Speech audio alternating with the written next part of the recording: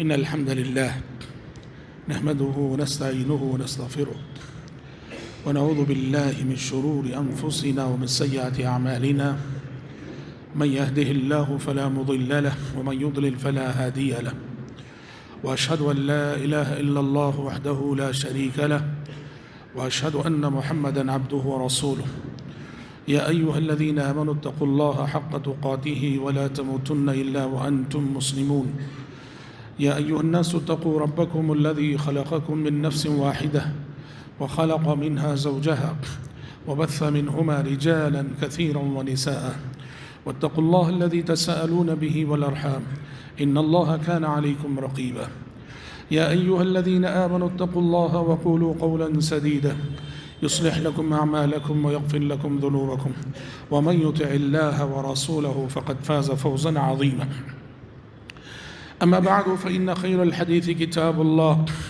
وخير الهدي هدي محمد صلى الله عليه وسلم وشر الأمور محدثاتها وكل محدثة بدعة وكل بدعة ضلالة وكل ضلالة في النار أعوذ بالله السميع العليم من الشيطان الرجيم من همزه ونفخه ونفسه يا أيها الذين آمنوا لا تأكلوا أموالكم بينكم بالباطل إلا أن تكون تجارة عن تراض منكم ولا تقتلوا أنفسكم إن الله كان بكم رحيما. حضرات گرامی، ابھی خطبہ مسنونہ کے بعد میں نے آپ کے روبرو سورۃ النساء کی ایک آیت پڑھی ہے. اللہ تبارک و تعالیٰ نے اس آیت میں اہل ایمان سے مخاطب ہو کے دو باتوں کا حکم دیا ہے. اللہ نے کہا یا ایھا الذین آمنوا لا تأکلوا اموالکم بینکم بالباطل الا ان تکون تجارۃ عن تراض منکم، کہ آپس میں ایک دوسرے کا مال ناجائز طریقے سے نہ کھایا کرو، ہاں باہم رضامندی سے تجارت ہو تو ٹھیک ہے. ولا تقتلوا انفسکم، اور اپنے آپ کو ہلاکت میں مت ڈالو. ان اللہ کان بکم رحیما، یقیناً اللہ تم پر بڑا مہربان ہے. اس آیت میں دو باتوں کی تعلیم ہے. پہلی بات، ایک دوسرے کا مال ناجائز طریقے سے کھانے سے منع کیا گیا، تجارت پہ ابھارا گیا. اور دوسرے، خودکشی سے منع کیا گیا. آج میرے خطبے کا موضوع اس آیت میں دی گئی پہلی تعلیم بزنس، تجارت اور کاروبار ہے. کتاب و سنت کا مطالعہ جب ہم کرتے ہیں بھائیوں، تو کتاب و سنت میں تجارت سے متعلق، چونکہ ہمارے دین کی سب سے بڑی خصوصیت یہ ہے کہ ہمارے دین نے زندگی کے کسی بھی شعبے میں ہمیں بغیر رہنمائی کے نہیں چھوڑا ہے. زندگی کے ہر شعبے میں ہر قدم ہمارا دین ہماری رہبری کرتا ہے. وہ بیڈ روم میں بھی ہماری رہنمائی کرتا ہے، وہ حمام میں بھی ہماری رہنمائی کرتا ہے، وہ مارکیٹ میں بھی ہماری رہنمائی کرتا ہے، ہر جگہ. تو بزنس سے متعلق کتاب و سنت میں کافی تعلیمات ہیں. انہی میں سے ایک تعلیمات میں آج کے خطبے میں آپ کے سامنے پیش کرنے کی کوشش کر رہا ہوں. عام طور پر دیکھیے، ذریعہ معاش کے طور پر انسان یہ چار چیزیں اپناتا ہے. پہلی چیز ہے تجارت، دوسری چیز ہے زراعت، کھیتی باڑی، تیسری چیز ہے صنعت و حرفت جسے پیشہ کہا جاتا ہے، چوتھی چیز ہے محنت اور مزدوری. انسان کا ذریعہ معاش آپ دیکھیں گے ان چاروں میں سے کوئی ایک تو ضرور رہے گا. اور ان چاروں میں جو تجارت ہے، تجارت کا کچھ الگ ہی مقام ہے، تجارت کی کچھ الگ ہی اہمیت ہے، اور تجارت کی کچھ الگ ہی فضیلت ہے. نبی عربی صلی اللہ علیہ وسلم تجارت کی فضیلت کے لیے اتنا کافی ہے. ہمارے نبی محمد صلی اللہ علیہ وسلم تاجر تھے. اسلام سے یعنی نبوت سے قبل کی آپ کی جو زندگی تھی وہ تجارت میں گزری. حضرت خدیجہ کا مال لے کے آپ شام جایا کرتے تھے. نبوت کے بعد دعوت و تبلیغ کی مصروفیات کے سبب گرچہ آپ تجارت نہ کر سکے، پر آپ کے جلیل القدر صحابہ، بڑے بڑے صحابہ نے بڑی بڑی تجارتیں کی ہیں. تجارت کی اہمیت کا ایک دوسرا پہلو یہ کہ قرآن پڑھو. قرآن نے تجارت کو اور تجارت سے ہونے والی، بزنس سے ہونے والی جو آمدنی ہے نا، اسے قرآن فضل اللہ قرار دیتا ہے. یہ اللہ کا فضل ہے. جب اللہ کا فضل ہے تو اسے حاصل کرنے میں سبقت کرنی چاہیے، اسے حاصل کرنے کی کوشش کرنی چاہیے. تجارت اور بزنس کو اللہ کا فضل قرار دے کر قرآن ہم مسلم سماج کو، مسلم معاشرے کو ابھارتا ہے کہ کاہل مت بنو، سست مت بنو، غافل مت بنو، بزنس کے میدان میں، تجارت کے میدان میں آگے بڑھو، محنت کرو. یہ جو بزنس ہے اس میں جو آمدنی ہے یہ اللہ کا فضل ہے، اور اللہ کے فضل کو جو انسان جتنا زیادہ حاصل کرتا ہے وہ اتنا ہی خوش نصیب ہوتا ہے. کتنی آیتیں قرآن میں جہاں اللہ نے تجارت کے مال کو، تجارت کی آمدنی کو فضل اللہ قرار دیا. سورہ جمعہ آپ پڑھتے ہیں فَإِذَا قُضِيَتِ الصَّلَاةُ فَانْتَشِرُوا فِي الْأَرْضِ وَابْتَغُوا مِنْ فَضْلِ اللَّهِ. جب نماز ہو جائے جمعہ کی نماز، زمین میں پھیل جاؤ اور اللہ کے فضل کو ڈھونڈو. مطلب کیا ہے؟ بزنس کرو، تجارت کرو. جمعہ کی نماز کے بعد جب نماز سے فارغ ہو جاؤ تو حج کے سلسلے میں فرمایا لَيْسَ عَلَيْكُمْ جُنَاحٌ أَن تَبْتَغُوا فَضْلًا مِّن رَبِّكُمْ. کوئی حرج نہیں کہ حج کے دوران اللہ کا فضل ڈھونڈو تم. اللہ کے فضل سے مراد کیا ہے؟ بزنس ہے، تجارت ہے. تو اس طرح بھائیو تجارت کو اللہ کا فضل قرار دیا گیا. اچھا، تجارت کی اہمیت کا ایک اور پہلو، جو بڑا پہلو، یہ قرآن کا مطالعہ کیجئے. قرآن میں بزنس کو کئی آیتوں میں عبادت کے ساتھ جوڑا گیا ہے. اللہ اکبر. بزنس کو عبادت کے ساتھ جوڑا گیا ہے. بڑی بڑی عبادتوں کے ساتھ تجارت کا ذکر قرآن میں موجود ہے. ابھی جو آیتیں میں نے پڑھی، سورۃ الجمعہ پڑھو آپ، صلاۃ الجمعہ، فریضہ جمعہ کے ساتھ تجارت کا ذکر، کہ جب اذان ہو گئی جمعہ کی تجارت کو روک دو، اور جب نماز ختم ہو گئی جمعہ کی پھر تجارت چالو کرو. فَإِذَا قُضِيَتِ الصَّلَاةُ فَانْتَشِرُوا فِي الْأَرْضِ وَابْتَغُوا مِنْ فَضْلِ اللَّهِ. نماز جمعہ، فریضہ جمعہ کے ساتھ بزنس کا ذکر. حج جیسی عبادت جو کہ عظیم عبادت ہے، قرآن کہتا ہے، قرآن نے حج کے ساتھ بزنس کا ذکر کیا، حج کے ساتھ تجارت کا تذکرہ کیا. کہا لَيْسَ عَلَيْكُمْ جُنَاحٌ أَن تَبْتَغُوا فَضْلًا مِّن رَبِّكُمْ. حج کرتے کرتے حاجی صاحبان کے لیے بزنس کرنے میں کوئی رکاوٹ نہیں، کوئی منع نہیں. قرآن کہہ رہا ہے حج کرتے کرتے بزنس بھی کرو، ساتھ میں تجارت بھی کرو. مینا کے میدان میں ٹہرے ہوئے ہو، عبادت بھی ہو رہی ہے، بزنس بھی کر لو. عرفہ کے میدان میں وقوف کیے ہوئے ہو، عبادت ہو رہی ہے، وہاں تجارت بھی کر لو. ہاں، مزدلفہ کے میدان میں رات گزار رہے ہو، عبادت بھی ہو رہی ہے، ذرا بزنس بھی کر لو. آج کسٹم کے مسائل ہیں، آج یہ بزنس کرنا سب ممکن نہ رہا. آج کی جو طرز لائف ہے، آج کا جو لائف اسٹائل ہے، تجارت کے جو قوانین آج کے بنے ہیں، آج وہ بزنس کرنا ممکن نہ رہا. زمانہ قدیم میں جب یہ سب چیزیں رکاوٹیں نہ تھیں، حاجی صاحبان جہاں سے بھی آتے تھے اپنی علاقے کی چیزیں لایا کرتے تھے، اور دوران حج عبادت بھی ہو رہی ہے، بزنس بھی ہو رہا ہے، تجارت بھی ہو رہی ہے. تو حج کے ساتھ تجارت کا ذکر. سورہ مزمل پڑھی ہے، سورہ مزمل میں اللہ نے صلاۃ اللیل، تہجد کے ساتھ تجارت کا ذکر کیا. اور سورہ قریش پڑھی ہے. قریش کے لوگ، مکے کے جو غیر مسلم تھے، قریش کا جو بڑا قبیلہ تھا، تاجر قبیلہ تھا، ان کے بڑے بڑے تجارتی قافلے یمن جاتے تھے، شام جاتے تھے. اللہ نے کہا تجارت کر رہے ہو تو عبادت بھی کرو. لإيلاف قريش إيلافهم رحلة الشتاء والصيف فليعبدوا رب هذا البيت. کہ ماہ سرما میں تمہارا ایک تجارتی قافلہ جاتا ہے، موسم گرما میں تمہارا ایک تجارتی قافلہ جاتا ہے، اور خوب نفع کما کے لوٹتے ہو. تو پھر جب تجارت کر رہے ہو تو جو رب تمہارے مال میں برکت دے رہا ہے اس رب کی عبادت بھی کر لو. فَلْيَعْبُدُوا رَبَّ هَذَا الْبَيْتِ. اس طرح قرآن کی کئی آیتیں بھائیوں جہاں اللہ نے بزنس کو، تجارت کو، کاروبار کو بڑی بڑی عبادتوں کے ساتھ ذکر کیا ہے. اس کا مطلب کیا ہے جانتے ہیں؟ اس کا راز کیا ہے جانتے ہیں؟ تجارت کو جو عبادتوں کے ساتھ ذکر کیا گیا ہے، یہ کیا معنی دیتا ہے؟ یہ آیتیں کیا مفہوم رکھتی ہیں؟ یہ آیتیں یہ مفہوم رکھتی ہیں کہ تم تجارت کرتے ہو، بزنس کرتے ہو دنیا کمانے کے لیے، لیکن اگر یہی تجارت، یہی بزنس سچائی کے ساتھ ہو، ایمانداری کے ساتھ ہو، امانت داری کے ساتھ ہو، تو دنیا کے ساتھ تم آخرت بھی کماؤ گے. دنیا کے ساتھ تم آخرت بھی کماؤ گے. ایک تہجد گزار تہجد پڑھ کے جن اعلیٰ مقامات کا مستحق ٹھہرتا ہے، ایک روزے دار نفل روزے رکھ کے جن درجات کا مستحق ٹھہرتا ہے، ایک صدقہ و خیرات کرنے والا صدقہ و خیرات کر کے جن فضیلتوں کا مستحق ٹھہرتا ہے، ایک ایماندار تاجر، ایک امانت دار تاجر، سچ بولنے والا تاجر، اپنی بزنس اپنی تجارت کے ذریعے ان مقامات کا مستحق ٹھہرتا ہے۔ جو مقامات روزے داروں کے ہیں، جو مقامات نمازیوں کے ہیں، جو مقامات تہجد گزاروں کے ہیں، جو مقامات صدقہ و خیرات کرنے والوں کے ہیں، ایک سچا تاجر اپنی ایماندارانہ تجارت کی وجہ سے ان مقامات کا مستحق ٹھہرتا ہے۔ اس لیے حدیث میں کیا کہا گیا؟ اللہ اکبر، التاجر الصدوق الامین مع النبیین والصدیقین والشہداء۔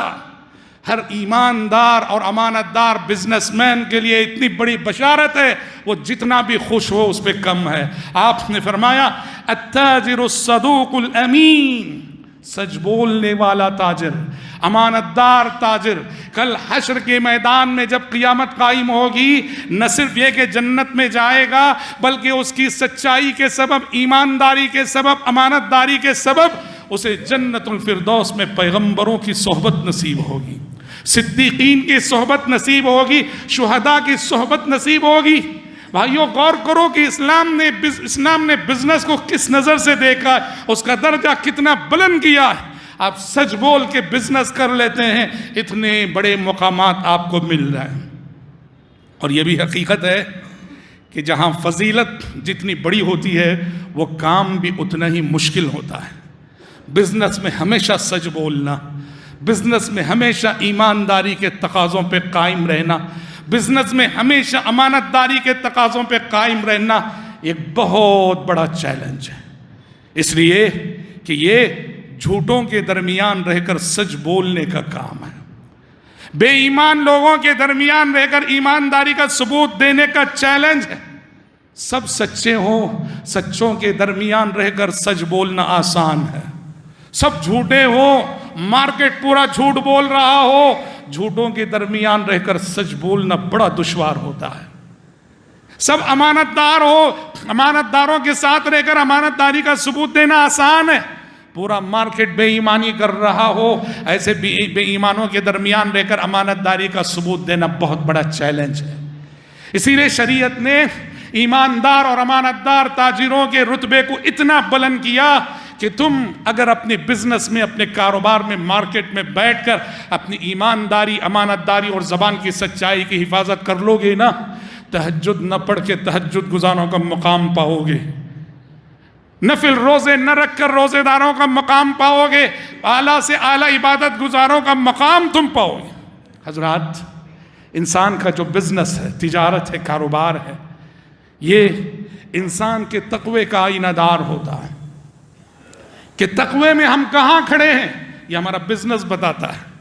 کسی کے تقوی کو ناپنا ہونا، معاف کیجئے، صرف مسجد کی نماز کو نہیں دیکھنا۔ آدمی کے تقوی کی اصل پہچان ہوتی ہے اسے جا کے مارکیٹ میں دیکھنا، مارکیٹ میں اس کے بارے میں پوچھنا، مارکیٹ بتائے گا کہ میں تقوی میں کہاں کھڑا ہوں۔ امام اہل سنت والجماعت امام احمد بن حنبل رحمہ اللہ کے پاس ایک خاتون آئی، ایک بڑھیا آئی، آکے اس نے ایک سوال کیا۔ میں کہہ رہا ہوں کہ بزنس ہمارے تقوی کا آئینہ دار ہوتا ہے۔ خاتون نے آ کے امام اہل سنت والجماعت سے سوال کیا، کہا اے امام اہل سنت، ایک سوال مجھے آپ سے کرنا ہے۔ کہا کیا سوال ہے؟ کہا میں کپڑا بنتی ہوں اور رات کی تاریکی میں بنتی ہوں، چراغ جلا کر چراغ کی روشنی میں کپڑا بن رہی ہوتی ہوں، چراغ میں تیل ختم ہو جاتا ہے تو پھر باقی کپڑا چاند کی روشنی میں بنتی ہوں میں۔ سوال یہ ہے، جب میں یہ کپڑا جس کے بعض حصے کو میں نے چراغ کی روشنی میں بنا ہے اور بعض حصے کو چاند کی روشنی میں بنا ہے، کل جب میں اس کپڑے کو بیچوں گی تو کیا خریدنے والے کو یہ بتانا ضروری ہے کہ کتنا کپڑا میں نے چاند کی روشنی میں بنا ہے اور کتنا کپڑا میں نے چراغ کی روشنی میں بنا ہے؟ امام احمد بن حنبل رحمہ اللہ نے جواب دینے کے بجائے کہا کہ مائی پہلے یہ تو بتاؤ کون ہو تم، کس گھرانے سے تمہارا تعلق ہے؟ خاتون بڑھیا نے کہا میں بشر الحافی کی بہن ہوں، میں بشر الحافی کی بہن ہوں۔ بشر الحافی خیر القرون کی ایک عظیم شخصیت، نیک، صالح، متقی، خدا ترس، اللہ کے ولی۔ کہا میں بشر الحافی کی بہن ہوں۔ امام احمد بن حنبل رحمہ اللہ نے کہا اے بشر الحافی کے گھر والوں، یہ تمہیں لوگوں کے تقوی کا معیار ہو سکتا ہے کہ اللہ کے دین کے سلسلے میں، بزنس کے سلسلے میں بھی اللہ سے اتنا ڈر رہے ہو، اتنی امانت داری کا ثبوت دینا چاہتے ہو، اتنی ایمانداری کا ثبوت دینا چاہتے ہو کہ خریدار کو یہ بھی بتانا چاہتے ہو کہ کون سا کپڑا کتنا چراغ کی روشنی میں ہو، کتنا چاند کی روشنی میں۔ بزنس انسان کے تقوی کا آئینہ دار ہوتا، اور جہاں بزنس سے انسان کا تقوی معلوم ہوتا ہے، بزنس انسان کے اخلاق کو بھی متعین کرتا ہے۔ انسان اخلاق میں کہاں کھڑا ہے؟ تجارت بتاتی ہے، ہمارا کاروبار بتاتا ہے، ہمارا لین دین بتاتا ہے ہم اخلاق میں کہاں کھڑے ہیں۔ پیارے نبی فرماتے ہیں رحم اللہ رجلا سمحا اذا باع سمحا اذا اشترى سمحا اذا اقتضى۔ پیارے نبی نے کہا اللہ کی رحمت ہو اس بندے پر جو بڑی فراغ دلی کا ثبوت دیتا ہے، بڑے دل والا ہوتا ہے اور بڑی فراغ دلی کا ثبوت دیتا ہے، کوئی چیز بیچے تب بھی، کوئی چیز خریدے تب بھی، اپنے حق کا تقاضا کرے تب بھی۔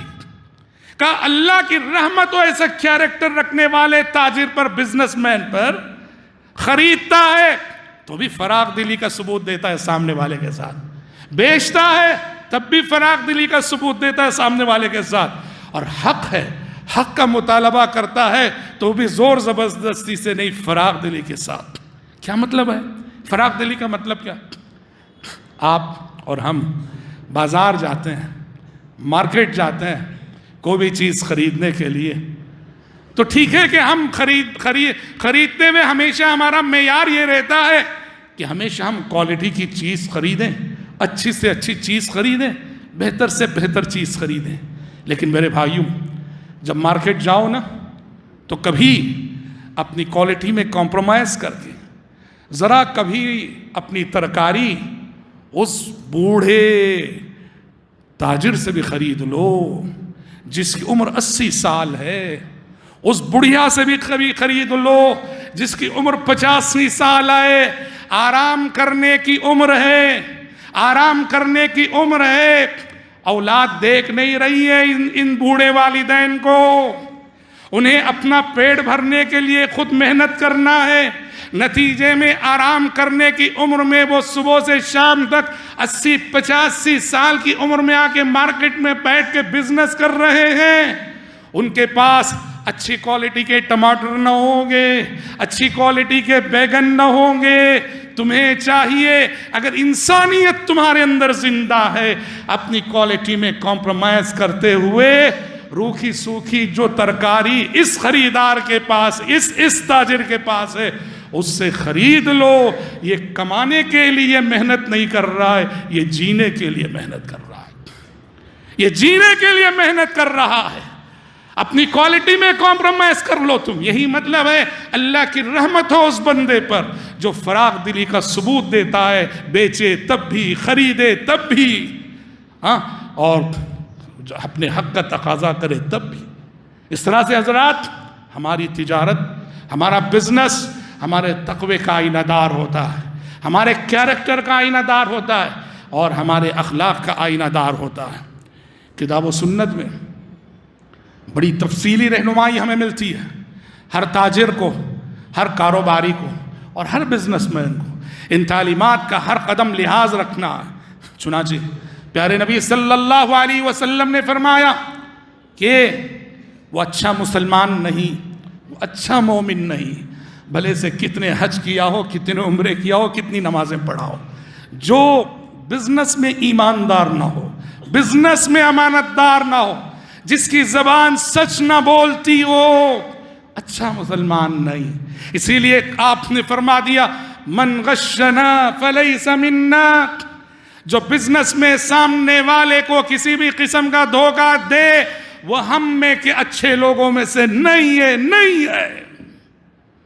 جھوٹ بول کے بزنس کرنے والا، عیب کو چھپا کر بزنس کرنے والا، وزن گھٹانے والا، ناپ تول میں کمی کرنے والا، ڈنڈی مارنے والا، دھوکے کی کوئی بھی قسم ہو، آپ نے فرمایا من غشنا فلیس منا، جو ہمیں دھوکہ دے وہ ہم میں سے نہیں ہو سکتا۔ کب فرمایا آپ نے یہ؟ مدینے کی مارکیٹ سے آپ گزر رہے تھے، مدینے کی مارکیٹ سے آپ کا گزر ہو رہا تھا، ایک صاحب غلے کا ڈھیر رکھے ہوئے بزنس کر رہے تھے، سامنے غلے کا ڈھیر تھا، آپ صلی اللہ علیہ وسلم کے پاس وہی آ گئی، اس غلے میں اس ڈھیر میں کچھ گڑبڑ ہے، آپ نے سیدھے اس غلے کے اندر ہاتھ ڈالا تو اوپر تو سوکھا سوکھا اناج ہے، سوکھا سوکھا غلہ ہے، اندر جب آپ نے ہاتھ ڈالا تو بھیگا بھیگا غلہ ہے، بھیگا بھیگا اناج ہے۔ آپ صلی اللہ علیہ وسلم نے کہا یہ کیا کر رہے ہو؟ وہ کاروباری نے کہا اللہ کے نبی اصل یہ ہے کہ رات بارش ہو گئی تھی، غلہ بھیگ گیا تھا۔ کہا ٹھیک ہے بھیگ گیا تھا تو بھیگے غلے کو اوپر کیوں نہیں رکھا؟ سوکھا اوپر رکھ کر اور بھیگا اندر رکھ کے لوگوں کو دھوکہ دینا چاہتے ہو۔ من غشنا فلیس منا، جو ہمیں دھوکہ دے وہ ہم میں سے نہیں ہو سکتا۔ شریعت کہتی ہے سچ بول کر اپنا نقصان کر لو، اس نقصان میں بھی اتنا شرح صدر رہے گا اور اتنی روحانی خوشی تمہیں حاصل ہوگی۔ سچ بول کے نقصان کر لو یا سچ بول کے اپنے فائدہ کو کم کر لو، اس کے مقابلے میں جھوٹ بول کر جو فائدہ کماؤ گے وہ فائدہ بے برکت ہوگا، برکت سے خالی ہوگا، جیسا آیا ویسا جائے گا بھی وہ۔ کہا سچ بول کر نقصان کر لو، سچ بول کر فائدہ کم کر لو۔ فَإِن صَدَقَا وَبَيَّنَا بُورِكَ لَهُمَا فِي بَيْعِهِمَا، بائع اور مشتری، بیچنے والا اور خریدنے والا دونوں ایک دوسرے سے سچ بولتے ہیں تو اللہ ان کے بزنس میں برکت دے گا۔ وہ بزنس میں چاہے فائدہ ہو رہا کہ نقصان ہو، وہ بزنس میں برکت ہوگی۔ وَإِن كَذَبَا وَكَتَمَا مُحِقَتْ بَرَكَتُ بَيْعِهِمَا، اور بائع اور مشتری، خریدار اور بیچنے والا، یہ دونوں اگر جھوٹ بول لیں اور چیز کے اندر جو عیب ہے اس کو چھپائیں، برکت اٹھا لی جائے گی۔ چاہے کتنا فائدہ اس میں ہوا ہو وہ بے برکت فائدہ ہوگا، جیسے آیا ویسا چلا جائے گا۔ دھوکے سے منع کیا گیا، بزنس سچائی سے ہونا چاہیے، راست بازی سے ہونا چاہیے، دیانت داری سے ہونا چاہیے۔ اور شریعت نے بزنس کے سلسلے میں ہمیں اور آپ کو خود غرضی کے مزاج سے بھی منع کیا ہے، سامنے والے کا استحصال کرنے سے بھی منع کیا۔ کیا مطلب؟ میں بہر صورت بس میرا فائدہ دیکھوں گا، سامنے والا جائے بھاڑ میں، سامنے والے کی لاکھ مجبوریاں، اس کی مجبوری کا پورا غلط فائدہ اٹھاؤں گا، بس اپنا فائدہ میں دیکھ رہا ہوں۔ یہ مزاج شریعت کو پسند نہیں ہے۔ اپنا فائدہ بھی دیکھو، سامنے والے کا فائدہ بھی دیکھو، اپنا بھی بھلا کرو اور سامنے والے کا بھی بھلا کرنے کی سوچ رکھ کے بزنس کرو۔ لا ضرر ولا ضرار، نہ اپنا نقصان کرو نہ سامنے والے کا نقصان کرو۔ میں آپ کی مجبوری کا غلط فائدہ اٹھا کر اگر خوش ہو جاؤں کہ اللہ 50,000 کی چیز میں نے 5,000 میں خرید لی، ہاں میں ایک اچھا مسلمان نہیں۔ زندگی میں کبھی کسی کی مجبوری کا غلط فائدہ نہیں اٹھانا چاہیے، نصح و خیر خواہی کا ثبوت دینا چاہیے۔ ہم جان رہے ہیں کہ سامنے والا بیچارہ انتہائی مجبوری میں یہ چیز بیچ رہا ہے جو کہ قیمتی چیز ہے اور اس کی ضرورت ہے، مجبوری میں کافی سستے داموں بیچ رہا ہے۔ اگر میں صاحب ضمیر ہوں، انسانیت میری زندہ ہے، ایمان میرا مضبوط ہے، مجھے اسے کہنا چاہیے یہ چیز اپنے پاس رکھو اور تمہاری ضرورت کے لیے مجھ سے قرض لے لو جاؤ۔ پر سوال یہ ہے ایسا کرنے والے ہیں کیا زمین پر؟ اور ایسے کرنے والے کو دنیا کہتی بیوقوف ہے، بیوقوف ہے۔ چالاک ہے کون؟ جو سامنے والے کو دبا دے، کچل دے، رگڑ دے، مسل دے، وہ بہت چالاک سمجھا جاتا ہے۔ نہیں، بزنس میں خود غرضی کا مزاج پسندیدہ نہیں ہے، استحصال کا مزاج پسندیدہ نہیں ہے۔ اپنے فائدے کے ساتھ سامنے والے کے فائدے کی بھی فکر کرو، اپنی بھلائی کے ساتھ سامنے والے کے بھی بھلائی کی سوچ رکھو۔ اور اگر اس زمین پہ آپ کو ایسے تاجر بہت کم نظر آتے ہیں یا نظر نہیں آتے ہیں، اصحاب رسول کی زندگیاں پڑھی، اصحاب رسول کی زندگیاں پڑھیے، صحابہ کرام رضوان اللہ علیہم اجمعین۔ یہ وہ نسل تھی جو نسل کردار و اخلاق کے ایسے نمونوں کی حامل تھی، ان سے پہلے بھی اور ان کے بعد بھی اس زمین پر ایسا کردار نہیں دیکھا گیا۔ کون ہے یہ ہیں صحابی رسول جریر بن عبداللہ البجلی رضی اللہ عنہ۔ حضرت جریر بن عبداللہ البجلی رضی اللہ عنہ اپنے غلام کو بھیجا، جاؤ ایک گھوڑا خرید لاؤ۔ غلام گیا، غلام نے گھوڑا خریدا، اور خرید کر لے آیا. پوچھا کتنے میں خریدے ہو؟ کہا 300 درہم میں خریدا. حضرت جریر نے دیکھا گھوڑا اتنا عمدہ ہے، اتنا عمدہ ہے، اتنا شاندار ہے، اور جب 300 درہم کی قیمت سنی انہیں انتہائی حیرت ہوئی، تعجب ہوا. کہا کس سے خریدے ہو؟ کہا وہ مارکیٹ میں فلاں تاجر. کہا لے چلو مجھے اس کے پاس. اپنے غلام کو گھوڑے سمیت لے گئے اس کے پاس. جا کے کہا اللہ کے بندے، اتنا عمدہ گھوڑا، اتنا شاندار گھوڑا 300 درہم میں بیچے ہو؟ 300 درہم میں بیچے ہو؟ کہا پھر کیا ہے اس کی قیمت؟ کتنی دی جانتے ہیں اس کی قیمت؟ 500 مزید بڑھا کر 800 درہم ادا کیے حضرت جریر نے. 800 درہم ادا کیے. ان کی نظر میں اس گھوڑے کی کوالٹی ایسی تھی، معیار ایسا تھا، صفات ایسی تھی کہ وہ گھوڑا 800 کی قیمت کا تھا. یہ اور بات ہے، میں ایسے وقت یہ اس موضوع پہ بول رہا ہوں جب ہر طرف دھوکے کا بازار گرم ہے. ہم یہ نہیں کہہ رہے کہ دھوکہ کھاؤ، نہیں، دھوکہ کھانے کی تعلیم نہیں دی جا رہی ہے. نہ دھوکہ دو نہ دھوکہ کھاؤ. ہم یہ کہہ رہے ہیں کہ چیز جب قدر رکھتی ہے، قیمت رکھتی ہے، سامنے والا غافل ہے، مغفل ہے، وہ چیز کی قیمت سے ناشنا ہے اور قیمتی چیز کو سستے داموں بیچ رہا ہے، تو اگر ضمیر ہمارا زندہ ہے اور انسانیت اگر ہماری زندگی ہے تو پھر ایسی چیز، ایسے مجبوری کا فائدہ نہیں اٹھانا چاہیے. 300 میں وہ دیا تھا. حضرت جریر نے جا کے 800 درہم اسے دیے. اور جانتے ہیں ایسا کس لیے انہوں نے کیا؟ انہوں نے اللہ کے نبی کے ہاتھ پہ بیعت کی تھی. حضرت جریر نے کس چیز کی بیعت کی تھی؟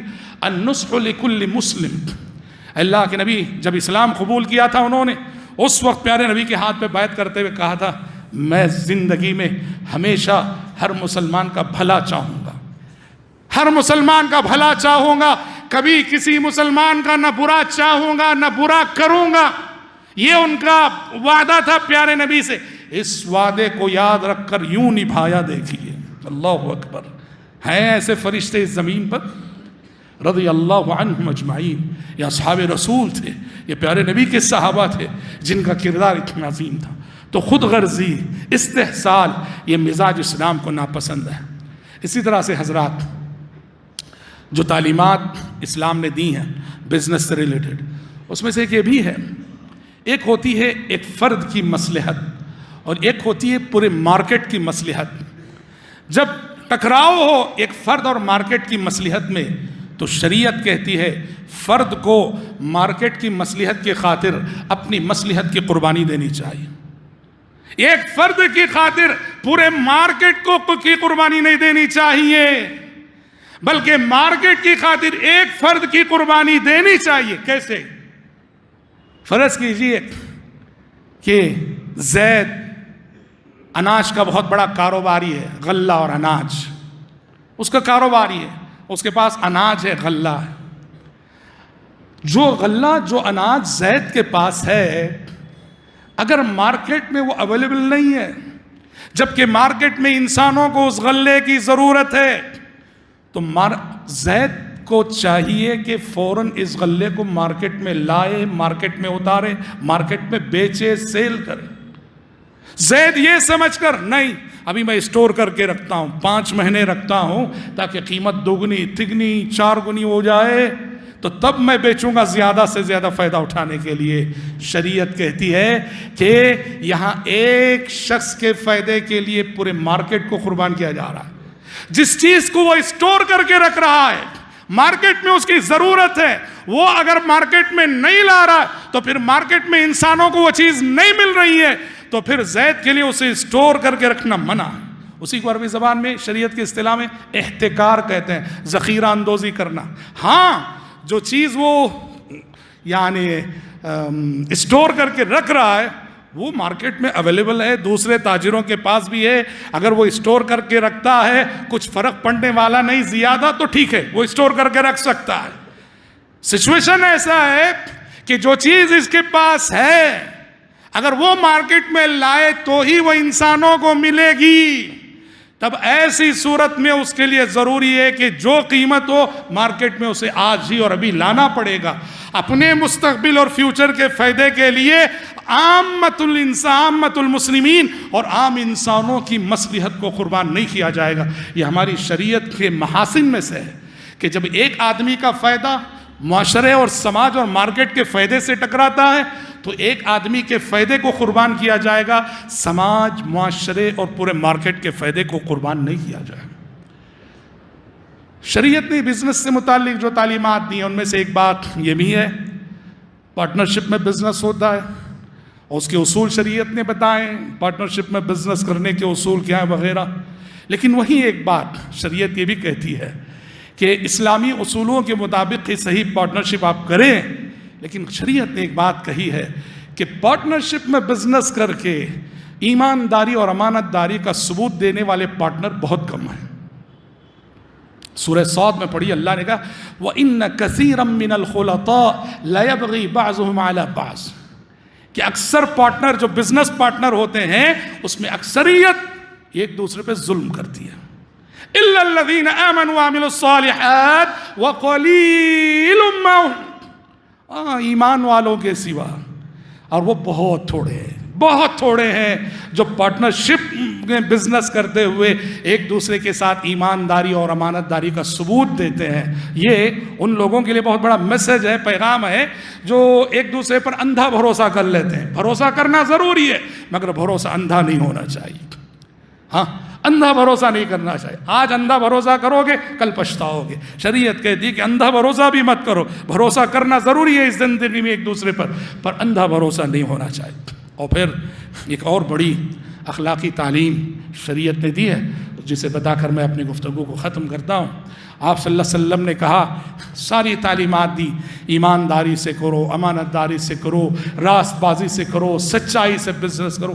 پھر بھی بزنس ہے، تجارت ہے، مارکیٹ ہے، انسان ہے، ہرس ہے، ہوس ہے، شیطان ہے، ابلیس ہم سب کے پیچھے پڑا ہوا ہے. جان بوجھ کر صحیح انجانے میں کہیں نہ کہیں بزنس میں چوک اور بھول ہو ہی جاتی ہے. اس کا حل کیا بتایا جانتے ہیں شریعت نے؟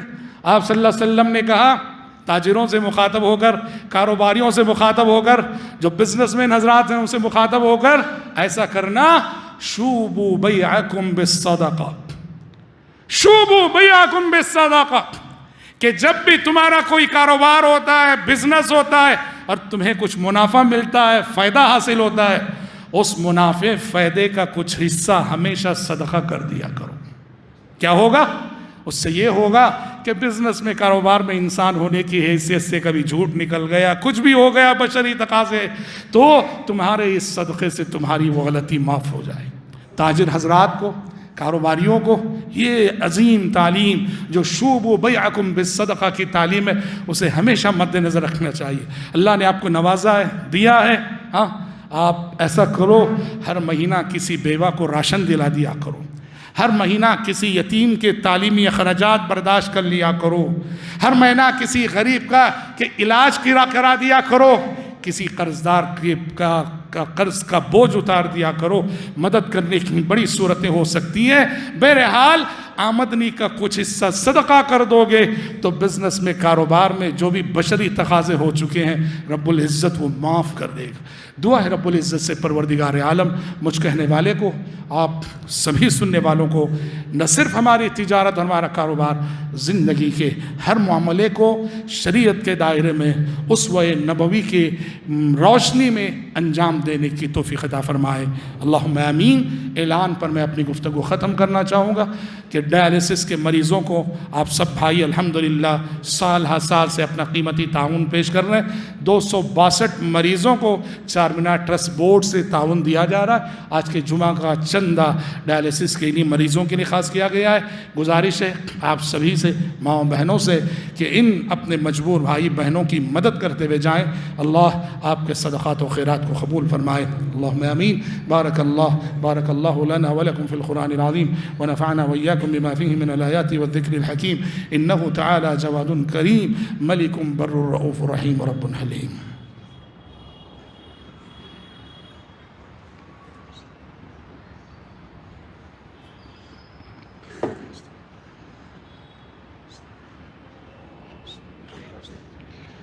إن الحمد لله نحمده ونستعينه ونستغفره ونعوذ بالله من شرور أنفسنا ومن سيئات أعمالنا من يهده الله فلا مضل له ومن يضلل فلا هادي له وأشهد أن لا إله إلا الله وحده لا شريك له وأشهد أن محمدًا عبده ورسوله. أما بعد فإن خير الحديث كتاب الله وخير الهدي هدي محمد صلى الله عليه وسلم وشر الأمور محدثاتها وكل محدثة بدعة وكل بدعة ضلالة وكل ضلالة في النار. أعوذ بالله السميع العليم من الشيطان الرجيم. إن الله وملائكته يصلون على النبي يا أيها الذين آمنوا صلوا عليه وسلموا تسليما. اللهم صل على محمد وعلى آل محمد كما صليت على إبراهيم وعلى آل إبراهيم إنك حميد مجيد. اللهم بارك على محمد وعلى آل محمد كما باركت على إبراهيم وعلى آل إبراهيم إنك حميد مجيد. وصل على جميع الأنبياء والمرسلين والملائكة المقربين والخلفاء الراشدين.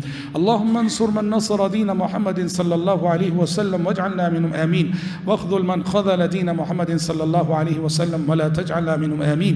عباد الله رحمكم الله، إن الله يأمر بالعدل والإحسان وإيتاء ذي القربى وينهى عن الفحشاء والمنكر والبغي يعظكم لعلكم تذكرون.